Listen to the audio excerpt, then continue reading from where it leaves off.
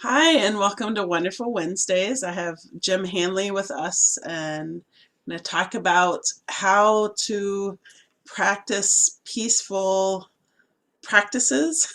How do you practice Yeah, peaceful practices? I'm sure there's a more eloquent way to say that. practice peace. Yeah. So tell me a little bit about the work that you do and just some of the tools that maybe you've been using and maybe some of your students have needed during this time. Sure, sure. Well, so I have a couple roles right now that I'm serving in. The first one, kind of my main gig, is I'm a senior lecturer of peace studies at UW Stout. I led the development of the peace studies program there, and it's been going for maybe about 7 years now. And it's been pretty successful. We've had hundreds and hundreds of students go through our peace studies curriculum, which is really rooted in Kingian nonviolence. So the strategies and philosophies taught by Martin Luther King. I can talk about that a little bit, but so that's my main role. My other role right now is that I'm the executive director of the Wisconsin Institute for Peace and Conflict Studies, which is a consortium of right now of about 17 higher ed institutions around the state that are committed to working together to build peaceful communities and develop the curriculum and the opportunities for students to learn how to make their communities better. So those are my roles that I currently have, along with being, just personally being an activist and doing what I feel I need to do to make my community better. So the roles that are the tools that I've been using, I guess, is really diving deep into kind of a principled approach to nonviolence, right? So there's nonviolence as when people find out that I teach nonviolence, and I'm also a certified Kingian nonviolence trainer, so I go around the state doing nonviolence workshops. And when people find out that I teach nonviolence, a lot of times they think that I teach protest, that I think how so that I teach people how to engage in protests and how to act in protest, what to do if the police come or all that stuff. And certainly direct action is a part of nonviolence. There's times when it's appropriate to take to the streets if that's what we need to do. But I'm really when I say a principled approach to nonviolence, a lot of that is work on myself. And I think that generally we need to do that. I think there's really two kind of fronts that we are challenged with. I think the first is the trauma and the pain that people feel because because of something that happens to them or something that happens to somebody that is close to them, or even if they just know that they're living in communities where not everybody is welcome, not everybody is included, where people aren't able to reach their full potential because of things that the community is doing or not doing, right? So there's this trauma, and so that's part of it. The other part is that we have systems or social structures in place that cause injustice, that lead to injustice. And really, a principled approach to nonviolence isn't just taking one or the other, but is really taking both. So it's me working on the any trauma or pain that I have and helping others do that. Because really, look, we could lead a worldwide revolution, and we could dismantle all the systems that lead to injustice. But if we don't deal with the trauma and the pain of historical oppression in our society, we'll just create new forms, new systems of structure that lead to more trauma and more pain. And if we just uh, if we just are dismantling the systems of oppression, but we don't heal that trauma and we don't learn how to live in authentic relationship with one another and with the earth, well, then we're not doing what we need to do there either. So it's really principled approach to nonviolence is taking care of me, my worldview of dealing with any trauma or pain that I'm feeling and that others are feeling, along with kind of the social justice movements of trying to change systems. One of the things I've heard you talk about is nonviolent communication. And, during the pandemic, we've seen a lot of strife and all over the place. Hmm. And, and there's a lot more pressure at home. People are at home more. Sure. And I'm wondering if you can talk a little bit about how, you know, just like you were just talking about, how we can use our words non-violently, or what are some of the approaches? Sure. Well, first, I think it's important for people to understand, and especially here in the Midwest, that conflict is inevitable. We're going to engage in conflict. We have to engage in conflict, and it's actually good for us to engage in conflict. Conflict isn't our enemy. So look, I've been married. I've been married for 26 years. I love my wife. I love my wife. We get along great, but we still have conflict. It's not so it's really, it's how do we respond to that conflict and how do we behave when we're in conflict? Mhm. Because a lot of times we default to a win-lose. Well, here we are, we're in a conflict. I want to win somehow, even if that means somebody else loses. And conflicts can be seen as an opportunity to develop more authentic relationships, to deepen relationships, and really to be a constructive avenue to move forward together. And so, really, beyond just the words, kind of big picture, is how we look at conflict generally. Because if we just see it as like this negative thing that we just don't want any part of, well, avoiding conflict has consequences too, and we see those in relationships all the time. So that's the first thing, is to not be afraid of conflict, to not look at it always as a negative, kind of a negative attribute, but to see it as an opportunity. The other thing, I guess, is how we talk. Look, we're all an accumulation of our own experiences, and we all have different backgrounds. And so if you see the world differently than I do, it doesn't make me right and you wrong, or you right and me wrong. It means that we just have different experiences that have brought us to this moment. Mhm. And we can actually learn from one another, even if we strongly, strongly disagree with one another. Now, of course, there's limits to that, right? If your ideas, your worldviews, your opinions lead to my oppression, lead to me, to put up barriers for me to reach my full potential, well, then those go beyond opinions that we can just agree to disagree with.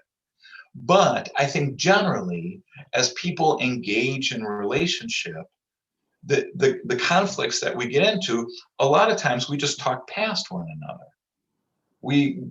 And so that's, and there's issues that we have that we use maybe to engage in other conflicts. Sometimes when we talk about moral or ethical situations, a lot of times it's not even about that particular topic or that particular issue. It's what should we use as a moral authority? should we use the Bible? Should we use a humanistic approach? What should we use? And so people are kind of talking past one another. Mhm. So I think that's the other thing is to try to put yourself in somebody else's shoes in a way where how would they have come up with the worldview that they have that I strongly disagree with right now. Yeah, that's And normally once we delve into those experiences, we have a better understanding of each other. yeah, yeah. I think that can be really hard in some cases when there's been the recent documentary called The Social Dilemma where it shows how social media kind of funnels us into these groups. What are some of the I guess what would be some of the things that you would encourage people to do to be able to bridge those distances, I guess. Yeah.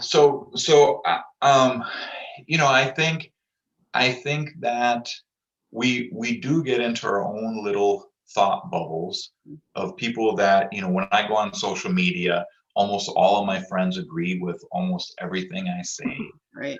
And so it's affirming and it feels good maybe, but I'm not then I don't get a critical view of what I'm thinking about. And for me, a part of growing is being reflective and critical of the way I think and the way I approach problem solving. And so I think more than just being annoying or being irritating or being challenged, I think it's a necessary part of growth to reflect upon and discuss ideas with people that I disagree with. Look, if and I work at a university and I tell students all the time, look, if you come in as an 18-year-old freshman and you leave in 4 or 5 years and your worldview hasn't changed at all and you see the world the same way, something didn't happen that was supposed to happen, right? Right. Challenging our worldviews, challenging the way we see our world, even challenging the way we see our relationships, I think is a necessary part of growth. And so I love talking to people that I disagree with. Sometimes it's hard, and sometimes it's really difficult to bite my tongue or to not lash out at people.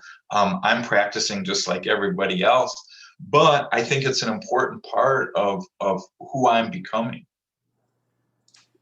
What do you see that everybody talks about the pandemic in terms sometimes of gifts and losses. Do you see any? I mean, obviously there was the terrible events in Minneapolis this past summer, and just more people seem to have more awareness because they're in front of their screens more. Hmm. Whether it's with Hmm. anti-racism or paying attention Sure. to politics, or and I'm just wondering what you think maybe as far as peaceful practices. What are the gifts or the hard parts? Sure.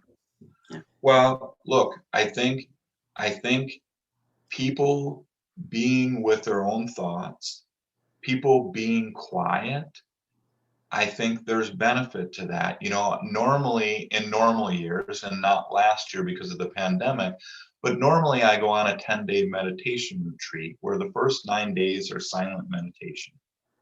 And that to me, that is again, I feel like that's a necessary part of my growth. But so I think that this idea of kind of quieting our mind, of slowing down, reflecting on where we are and where we're going, what this pandemic has allowed a lot of people to do, I think has a lot of benefits. And I think that once we are out of the pandemic and we return to some normalcy, I would hope that people that felt that this time of reflection, this time of quietness benefited them, that they would install that into, into their practice, whatever that is. What is giving you hope right now? Well, I see people, and I think I'm spoiled because I see people every day on our campus, young people that are engaged, that are committed to building what Martin Luther King called the beloved community. I think people are seeing the value of love in action, of lifting love up to a powerful social force. I see, I see movements that are taking root right now, that are going to lead to our communities being better. So I certainly feel hopeful. Now, there's, of course, there's challenges. The violence that we've seen with even within these movements, right? The violence we saw in Minneapolis and Kenosha, and the violence we saw at the Capitol just more recently.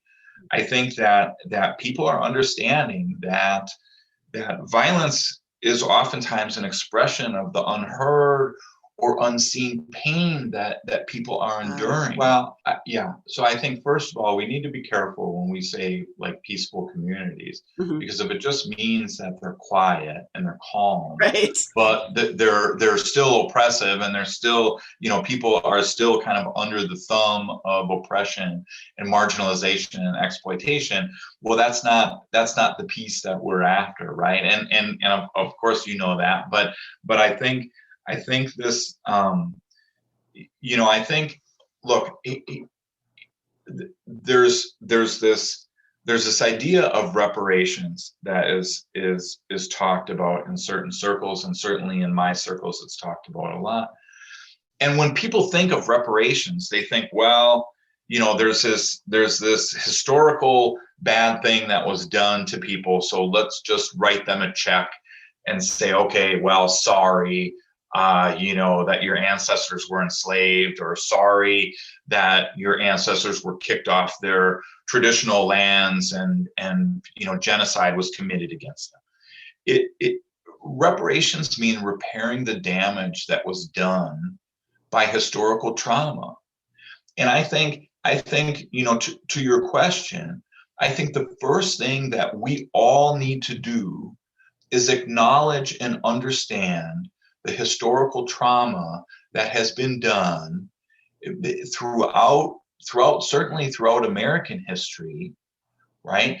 And so look, America's not bad. We have things in our history that have damaged whole groups of people. I don't know that we can argue with that. So we say, okay, well, look, this damage, time just doesn't take care of this damage that was done. We need to intentionally, actively, compassionately repair the damage that was done. Right. So I think when we talk about groups within our society that feel that historical trauma, that look, just even seeing that trauma and acknowledging that trauma, I think, is a huge thing for us. And then repairing it, and then saying, okay, look, what can we do as a whole community, regardless of your identity? What can we do together to repair the damage that was done, so that we can move forward together and build our communities in a way that we want? Mm-hmm. All right. I hear that. Well, what would you want to say to I guess a young person right now? I know I was just watching the news today, and a commentator lost her son to opioid addiction, and there's a lot of pain right now, and part of peace studies, like you said, is trying to come to peace with yourself and your own trauma, and and people are very isolated right now, and or at least some people are. And I just wonder, what are some of the things that you might say to a young person right now? Well, one of the big lessons I learned is that regardless of what you want to see in the world, if you're not taking care of yourself, you certainly aren't going to move our community in the right direction. You gotta, your first priority has to be self-care, has to be taking care of yourself. Look, and that for me, when I'm not feeling good, when I'm angry, when I'm very sad, when I'm whatever is causing me pain or getting me out of sorts, it means that I'm not as good of an educator. I'm not as good of a parent. I'm not as good of a husband, that I'm not the man that I want to be, because I need to take care of myself. And so prioritize yourself. Regardless, look, I've been around activists my whole adult life. I've been around a lot of really miserable people, right? That seem to take on the whole weight of the world onto their own shoulders. And they don't take care of themselves. And if they don't take care of themselves, nobody's going to follow them. Nobody's going to listen to them, because they're seen as miserable people. So the first thing we need to do is take care of ourselves and develop peace within ourselves. If you can't do that, you certainly aren't going to be able to develop peace out in your community. That's hard. We oftentimes, it's easier to turn our attention outward Mhm. a lot of times than turn our attention inward. That's why those meditation retreats are so hard, because that's pretty much what you're doing all day, every day, Mhm. is turning your attention inward. And a lot of times, just out of habit, we don't do that. But it's important to develop the habit of turning your attention, practicing turning your attention inward and paying attention to your own self. Well, thank you for the work that you do, and it's amazing. I imagine that the classes, that just one class, could make the difference in a relationship, or in a job. And like Mhm. you said, I do think that conflict. So often people say, "Oh, well, you should avoid conflict if you want peace." But one of the best courses that I took in seminary was called conflict transformation instead of Mhm. conflict management. Right. And so that was a really good point. I appreciate that. Thanks. Well, any parting words for our wonderful Wednesday folks? Well, keep it up. We got a lot of work to do. Uh, we got a lot of work to do. And it's important. Look, we may not get to see in our lifetime peaceful, beloved communities that are founded upon justice and nonviolence. That said, our work is still really meaningful and really valuable and really necessary. And so we keep on keeping on, and we take the little victories. We get up and dust ourselves off after the defeats, and we keep moving forward, and we keep moving forward together. I guess know that there are people that are struggling with the same stuff that you're struggling with, and just know that people are overcoming it all the time. There's reasons for hope. Thank you very much.